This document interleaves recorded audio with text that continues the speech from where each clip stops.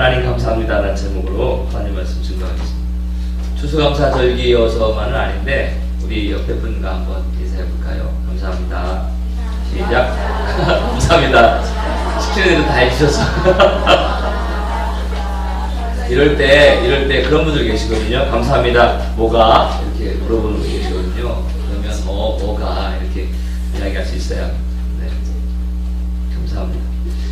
감사절이어서 감사에 대한 설교를 하는 게 마땅한데 고개를 들고 사회나 경제나 정치나 나라나 교육이나 문화나 어디를 봐도 누가 더 막장인 건지를 찍어내는 것 같은 드라마가 실제 같지 않은 것들이 실제로 일어나는 걸 보면서 야, 이거 참 목사로서 감사해야 합니다. 감사하십시오라고 말하기 참 편치 않은 마음 사실입니다.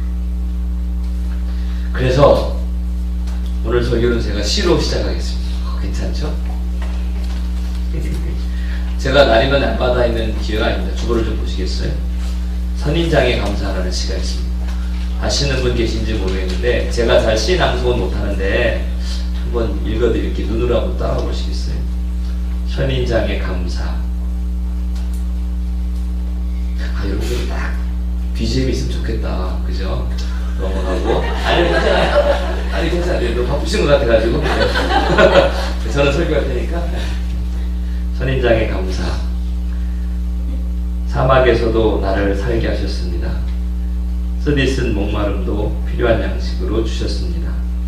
내 푸른 살을 고통의 가시들로 축복하신 당신. 피 묻은 인고의 세월 견딜 힘도 주셨습니다. 그리하여 살아있는 어느 날 가장 긴 가시 끝에 가장 화려한 꽃 한 송이 피워물게 하셨습니다.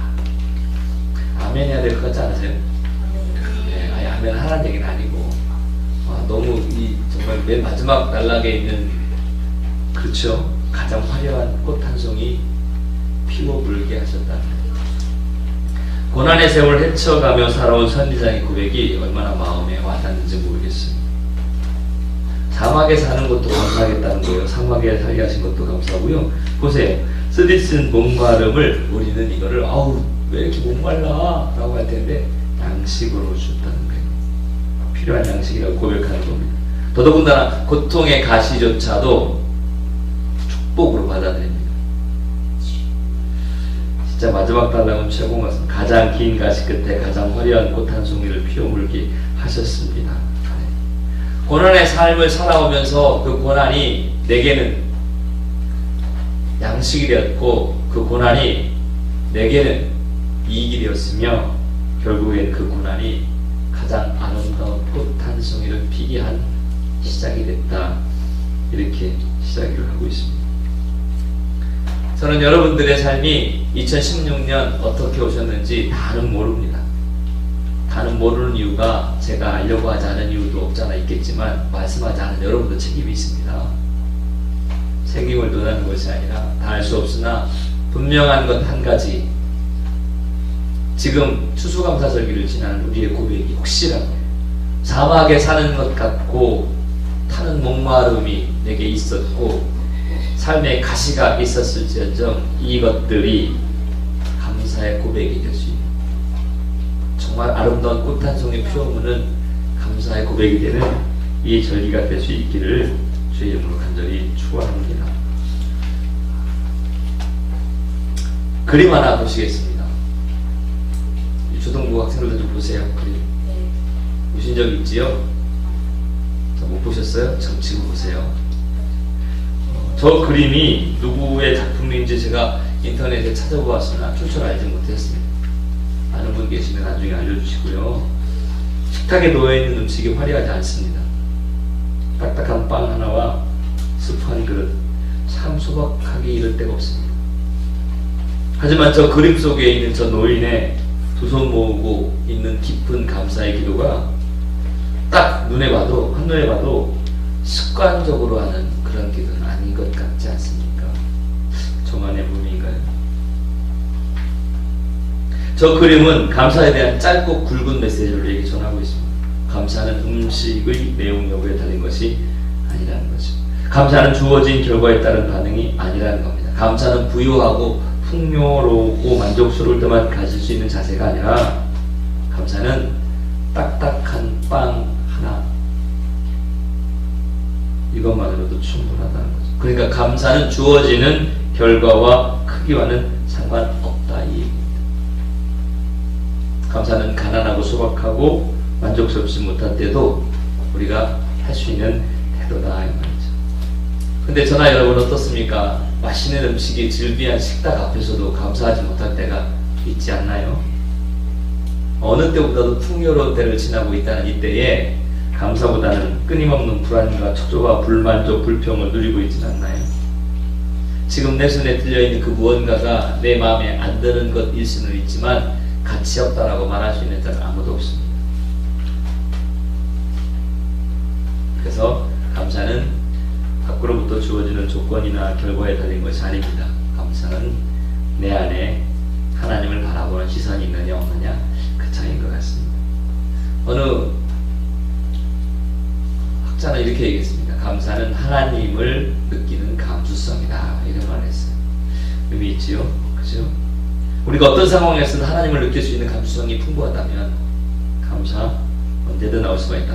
성공했든 실패했든 가난하든 풍요롭든 화려하든 초려하든 잔치상이든 빵 한 조각이든 어떤 상황이든지 간에 높은 하늘을 날아오를 수 있든 깊은 나락으로 떨어질 수 있든 어떤 상황이든지 간에 있다면 얼마나 좋을까. 요 그림 잘 기억하셨다가 여러분 식탁 앞에서 감사의 기도를 할 수 있게 되길 바랍니다. 오늘 그 본문은 데살로니가 전서에 있는 말씀이죠. 바울 얘기를 조금 할까요? 바울이라는 사람은 우리가 알다시피 터키의 이 동남부 지역인 길리기아 지방의 다소라는 곳의 사람이었습니다. 이 다소는요 옛날에 로마 제국이 있었을 때에 이 로마가 그 도시를 계획적으로 의도적으로 그 도시를 융성시킨 그런 도시라고 합니다. 그래서 다소 시민들에게는 자동으로 로마 시민권이 주어졌고요. 왜 그랬냐면 부유했고 물자도 풍부했고 사람들도 많았고 그랬다고 그래요. 거기에서 자랐지만 정통 랍비 교육을 받기 위해서 그때 당시 바리새파의 최고 학파였던 가말리엘 문화생이 되지요. 그래서 그걸 배우면서 당시에 유대교 정통을 무시하는 것 같은 예수 운동이 벌어졌을 때에 예수를 따라다니는 사람들을 잡아들이는 일을 이 바울이 했지요. 그러다가 다메섹이라는 곳을 향해 가다가 큰 경험을 하게 됩니다. 그날도 변함없이 예수를 따르는 자들을 잡으려고 들어가는데 갑자기 다메섹을 향해 가는 그 길에서 소리가 들리지요. 그냥 소리가 들리는 게 아니라 가슴을 치는 소리가 들리죠. 인생을 바꿔놓는 소리가 들립니다. 사울아 사울아 네가 어찌하여 나를 핍박하느냐. 누구십니까? 나는 네가 핍박하는 예수라. 사울은 절대로 예수를 핍박한 적이 없습니다. 예수를 따르는 사람들을 핍박했지요. 그런데 성경은 왜 나를 핍박하느냐고 얘기합니다. 결국 그래서 그동안 자신의 눈으로 보지 못하고 알지 못했던 세상에 대해 눈을 뜨고 새로운 신앙의 눈을 갖게 되지요. 결국 그것이 시작이 돼서 그의 삶은 박해와 모함과 투옥과 고난과 배고픔과 살해의 위험과 이루 말할 수 없는 어려움 가운데 파란만장한 삶을 살아가게 됩니다. 최고의 자리에서 가장 깊은 나락으로 처참히 떨어진 거죠. 이 데살로니가 지역은 여러분 상당히 풍요로운 지역이었습니다. 더더군다나 이 풍요로움과 함께 그때 당시 정세에 예수님을 믿는 사람들을 잡아가던 이때에 직면이 있었습니다. 그래서 두 가지 문제가 있었죠. 첫 번째는 유혹함과 두 번째는 핍박입니다. 세상이 너무 달달한 겁니다. 너무 마음에 드는 겁니다. 하나님 말씀대로 살기에는 세상이 나를 너무 끄는 겁니다. 거기다가 예수를 믿는다면 잡아가는 겁니다. 그러니 유혹과 핍박 앞에 예수님을 알고 믿게 된 성도들이 흔들리기 시작한 거죠. 비록 상황이 어찌됐든 간에 하나님을 향하여 기뻐해야 하고 예수님의 이름으로 기도해야 하고 모든 일에 감사해야 함을 점점 잃어버리고 있으니까 바울이 이야기하는 겁니다. 항상 기뻐해라. 쉬지 말고 기도해라. 범사에 감사해라. 이게 예수 그리스도 안에 있는 하나님의 뜻이다라고 이야기하고 있는 겁니다. 우리는 항상 유혹 가운데 있습니다. 풍요로움의 유혹과 편리함의 유혹 속에 있습니다. 항상 놀고 싶은 유혹 가운데 있습니다. 그리고 밖에까지는 아니어도, 지금 삶은 밖에까지는 아니어도 불편한 가운데 있죠. 여러분이 알고 있는 성경 이야기 하나 할까요? 누가복음 17장에 10병의 나병 환자 이야기가 나옵니다. 아십니까? 네. 여기 초등부 학생들 아세요? 네. 어떤 내용이에요? 무슨 장군이 나병이 걸리는데. 맞아요. 그건 이제 나만 장군 얘기 잘했어요. 맞아. 그건 누가복음 17장에는 안 나오고요. 맞아요. 복음서 나오. 아주 잘했어요. 맞아요. 나만 장군도 그 병에 걸려요. 누가복음 17장에는 안 나와요. 그건 좀 오래전의 분이에요. 그분은. 10명의 문둥병 걸린 사람이 예수님을 만나죠. 네. 모르면 잘 들어보세요. 네. 그래서 예수님이 만나니까 예수님이 너희 병이 다 나았다. 가서 제사장에게 보여줘라. 이 문둥병에 걸리면 하나님에게 저주받았다. 세상에서 하늘의 저주를 받았다 해가지고요. 그 공동체 안에 끼워주질 않았어요. 같이 못 살겠다고. 그래서 나았는지 안 나았는지를 제사장에 가서 몸을 보이고 오케이 들어와도 돼. 이래가지고 결국 그 공동체에서 분리돼서 살았거든요. 그러다가 여기는 원래 큰 공동체, 자기 마을, 여기는 나병 환자들. 이 나병 환자 10명이 예수님을 만나서 가다가 고침을 받았어요. 근데 10명 중에 성경에 말하면 몇 명만 예수님에게 돌아와서 아유 맞아 말하고 싶어가지고 이렇게 한 명다. 한 명만 와서 감사하다고 했어요. 근데 누가복음 17장을 쫙 읽어보면 이런 내용이 나와요. 예수님이 물어봐요. 야 너희 10명 다 낫지 않았어? 근데 왜 한 명만 와? 이렇게 물어봐요. 근데 여러분 그거 아세요? 유대인 9명과 사마리아인 1명이었어요. 근데 병이 나은 자 중에 예수님에게 온 사람은 사마리아인이었어요. 원래 유대인들은 사마리아인을요 쳐주지도 않았어요. 이게 구약의 역사를 좀 올라가거든요. 이스라엘이 하나가 딱 있었는데 이스라엘이 맨 처음에 사울, 다윗, 솔로몬, 그 다음에 이제 그 아들 때에서 여로보암, 르호보암으로 북이스라엘 남유다로 나뉘었어요.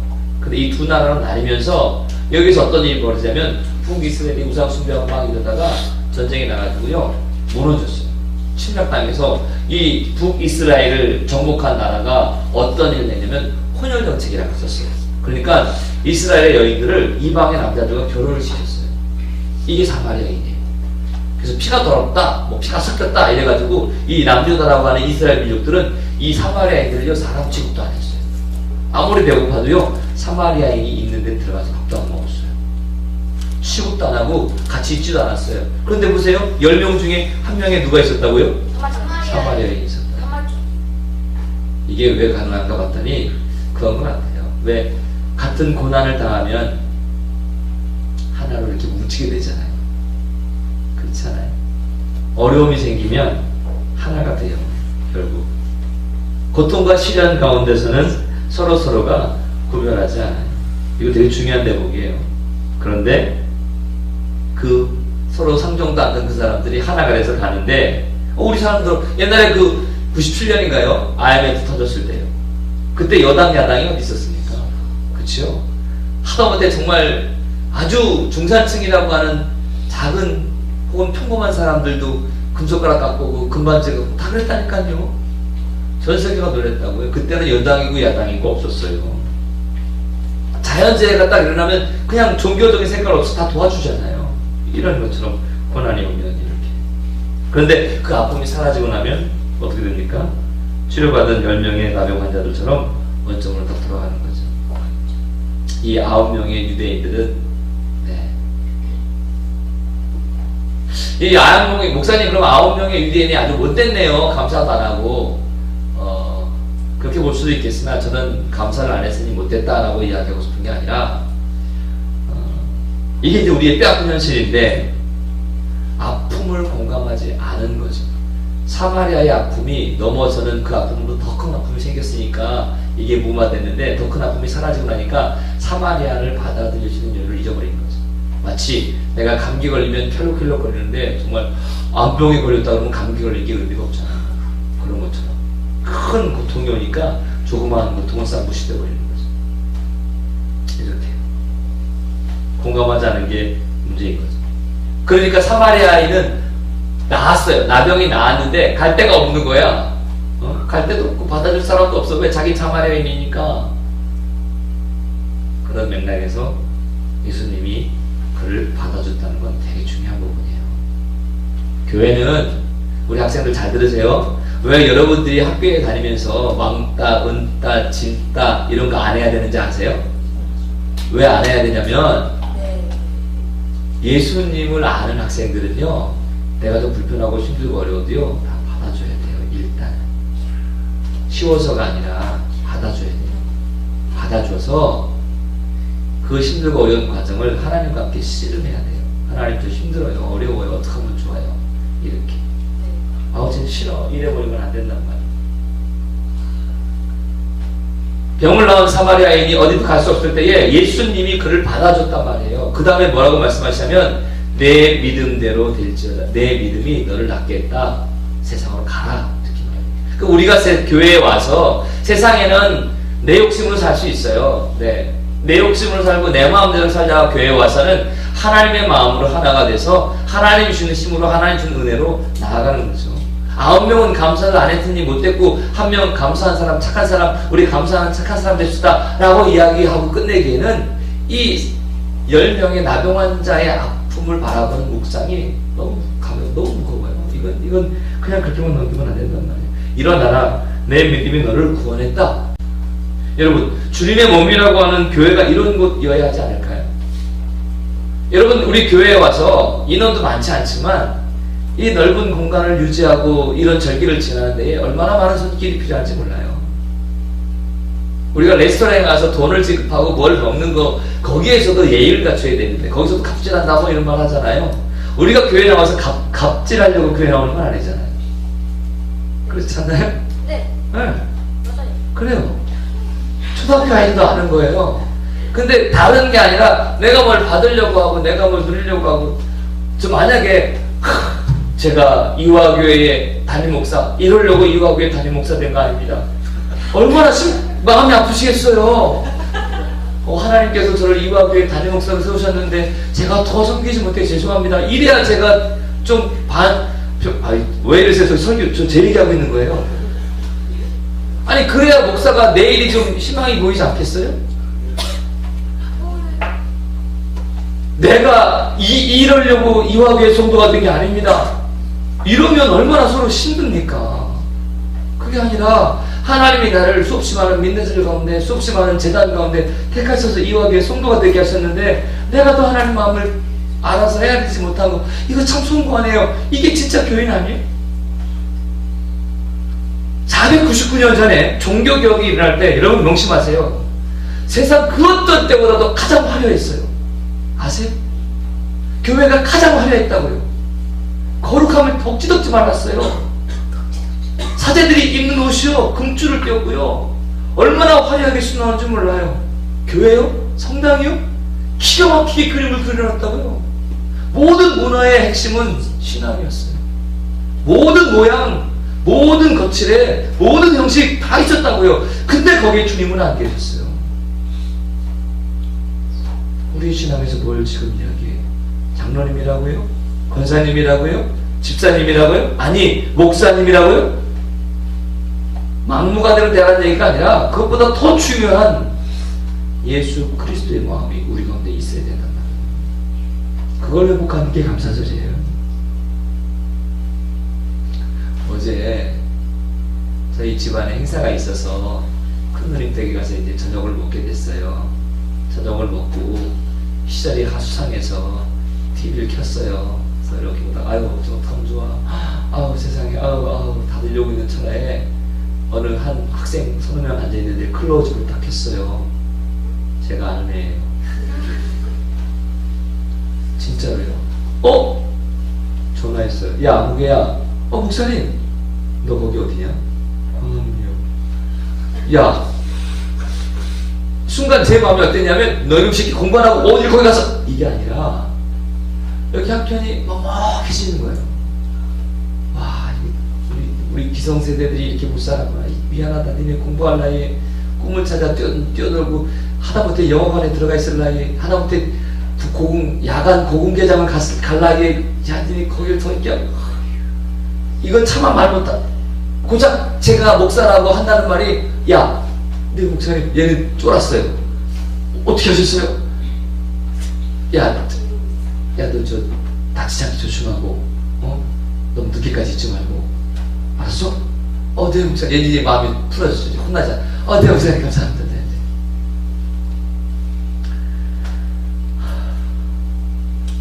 두세 사람이 모이고서 하나님이 함께 하겠다고 예수님이 함께 하시다고 했잖아요. 아멘입니까? 우리를 움직일 수 없는 믿음이 믿음입니까? 우리 자녀들에게 뭘 보여주는 겁니까? 우리를 움직일 수 없는 믿음이 믿음일 수는 없잖아요. 그렇죠? 우리의 마음을 전부를 우리의 삶을 다 드리는 감사가 이게 믿음이 빛바탕 되지 않은 감사는 감사가 아닐 수 있잖아요. 추수감사절은 헌금 조금 더 내는 주일이 아니에요. 추수감사주일은요 집에 혹은 가게에서 과일 몇 개 들고 와서 여기 그거 아니라 이거는 먼저 게 해결된 다음에 그 다음에 있어야 될 거예요. 그 가장 중심이 뭐냐면 예수님, 나를 살리신 예수님, 이 땅을 만드신 하나님이 죄 가운데 떨어진 우리 인간들을 불쌍히 여기셔서 나를 살리시려고 이 땅에 보내신 그 예수님, 그 예수님이 가슴에 있어서 감사함으로 시작된 게 그게 감사주일이지 다른 게 감사주일이 아니야. 우리 유초등 학생들 잘 들으세요. 이제 설교 거의 다 끝났어요. 네, 아싸 잘 들으세요. 잘 들으세요. 그러니까 여러분이 안 들으면 더 잘 들 때까지 할 거예요. 그렇지? 여러분 안에 예수 그리스도를 믿는 믿음이 우리 신앙이 가장 중요한 거예요. 이 믿는 믿음은 말씀으로도 배워야 하고요, 듣는 말씀, 보는 말씀, 말씀으로도 배워야 하고요, 삶으로도 살아야 되고요, 실천해야 된단 말이에요. 그런 것들은 한 번이 아니라 훈련도 해야 되고요, 가까이 해야 된단 말이에요. 우리 저 유초등부 교사들 계시죠? 애들 그냥 쪽파이 던져주고 떡볶이 사주고 피자 사주는 게 다가 아니에요. 저렇게 형성될 때에 가장 귀한 말씀의 뿌리를 알려줘야 돼요. 하나님이 계시다는 걸, 예수 그리스도가 있다는 걸 알려줘야 돼요. 요새 간혹 제가 교사 강사나 뭐 이렇게 가서 설교하고 하다 보면 자기네는 프로그램이 없대요. 자기네는 공간이 부족해서 안 된대요. 제가 그랬어요. 아니라고. 선생님 착각하셨나? 프로그램이 없어서 공간이 없어서 아니라고. 유교 끝나고 나서 우리 프로그램 많았냐고. 일제시대 때 공간이 많았냐고. 그거 아니라고. 하나님 이 학생에게도 복음이 필요합니다. 하나님 이 학생에게도 하나님의 은혜가 필요해요. 하나님 제게 주신 이 은혜 같은 거 이 학생에게 좀 주세요 라고 눈물로 기도할 수 있는 교사가 필요한 거지. 그러면 나중은 되는 거고 이거 있으면 되는 거지. 그거 아니라. 우리 이화교회는 청소년을 위해서 사역한다고 작다가 이야기하고 있습니다. 뭐하고 계십니까? 어떤 일 하시나요? 어떤 일 하시나요? 이 감사주에 어떤 감사를 하시나요? 하나님, 내가 적어도 우리 이화교회 성도로서 우리 이화교회 예배하면서 다음 세대를 준비한다는 우리 이화교인으로 하나님, 내가 한 해 동안 이 일을 힘쓰게 해주셔서 감사합니다. 이런 고백이 저와 여러분 가운데 자연스럽게 나오게 될 수 있기를 간절히 소망합니다. 주님 우리에게 말씀하십니다. 그 사마리아 문둥병 걸렸던 나병 환자에게 일어나 가라, 내 믿음을 구원했다. 이야기 마무리하겠습니다. 설교를 마무리하죠. 노래 하나 있거든요. 주보를 좀 봐주실래요? 행복의 열쇠라는 노래, 제가 좋아했던, 제가 한때 고등학교 때 이거 좀 했었거든요. 아직 안 드셨죠? 락밴드 좋아하는 들국화 전인권 이런 분이 계셨어요. 지금은 할아버지인데 그때만 해도 가만머리 길게 날리면 이럴 때마다 사람들이 나가 떨어졌죠. 그 들국화 밴드 중에 기타 치는 최성원이라는 분이 있어요. 그분이 쓴 노래인데요. 가사가 이래요. 주보에 있죠. 어깨가 처진 그대여, 고개를 숙인 그대여. 쭉 가고 맨 마지막에 비교는 바보들의 놀이, 최선은 우리의 권리, 결과는 하나님의 뜻, 감사만이 행복의 열쇠. 이 노래 후렴 부분의 네 마디가 참 울림이 있습니다. 우리는 비교 많이 하죠. 그렇죠? 100원 가져서 신났다가도 200원 가진 사람 앞에 있으면 쪼그라들어요. 10,000원 생겨가지고 신이 났다가도 20,000원 가진 사람 앞에 있으면 왠지 모르게 위축돼요. 비교 많이 하죠. 열심히 공부해가지고 내가 전에 70점 맞았는데 이번에 85점 맞아가지고 신났는데 90점 맞은 애 앞에서 괜히 기가 죽어요. 왜 죽어요? 열심히 했는데. 비교는 나임을 포기하게 되는 거예요. 거기다가 최선 이러면 최선을 다해서 승리해라 이러면 뭔가 경쟁적인 일을 해가지고 내가 승리를 취하는 방식으로 여겨지는데 그거만이 아니라 이 최선이란 경쟁의 구도 속에서 승리만 따내는 자세가 아니고 내 삶의 모든 조건을 소중하고 감사하게 받아들이고 내가 할 수 있는 나다운 방법으로 힘을 다한다 이런 의미도 있다는 걸 알아야 돼요. 노래를 한번 좀 들어보시겠어요? 여러분이 이해해 주신다면 노래를 들으면서 설교를 좀 마무리하고 싶네요. 노래를 좀 들어봐 주세요.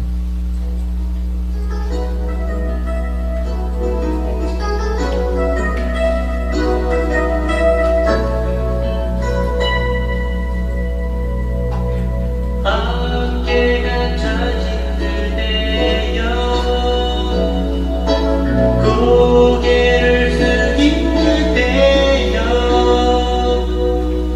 그렇게 괴로워해도 그대는 소중한 사람 여러 사람들 저만한 잘난 사람들 날마다 쓰는 물 속에 모두가 행복한 사람 하지만 외로워봐요 그대는 이루지 않네 누구와도 바꿀 수는 없네 그대만의 세상이잖아